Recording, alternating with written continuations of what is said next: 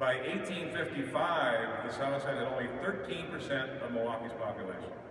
So even though, as the city grew, the south side of the valley is equal in size to the north side of the valley, to this day, both city and county, there are 2 people to the north for every person to the south. So you have the near south side, as Walker's Point evolved, becoming a multi-ethnic village. In those early years, it was Yankee, German, Irish, Czech, Norwegian. No single group dominated, so you have kind of this united nation of groups settling in that area. And the legacy that's still here, still part of the landscape, what is it?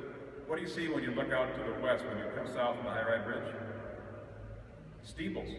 Has the highest concentration of churches in Wisconsin. So the near south side is extremely diverse, but there were actually 2 south sides as Milwaukee developed, and the line between them was Greenfield Avenue.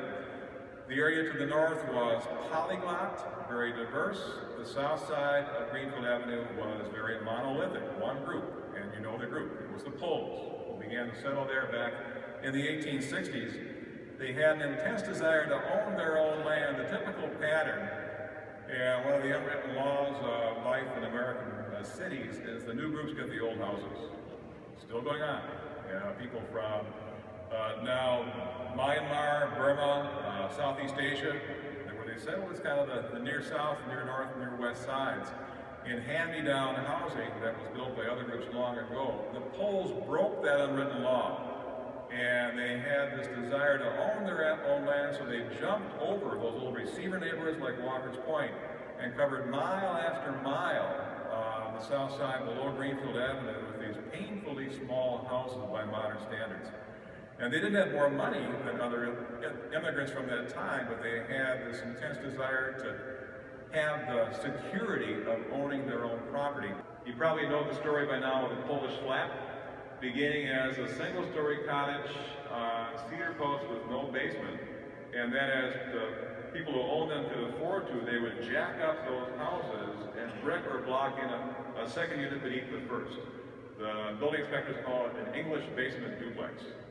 We all know it as a Polish flat. And what it did clearly was to double housing space and also provide both a psychological boost and a source of income if those units were rented.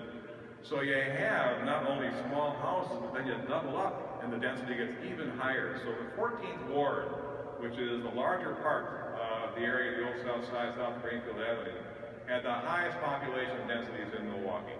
And it was a result of that extremely close-knit, closely settled development pattern.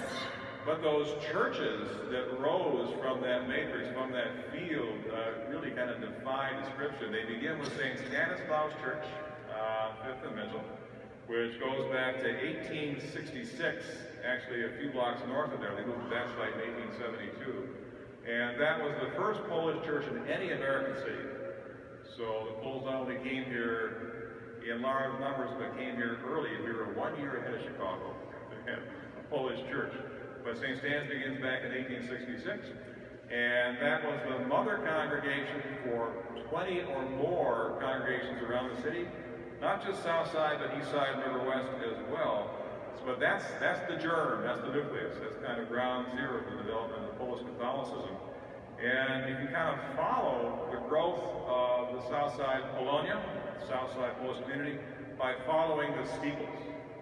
As this area kind of moved down to the south and the west, just watch the churches.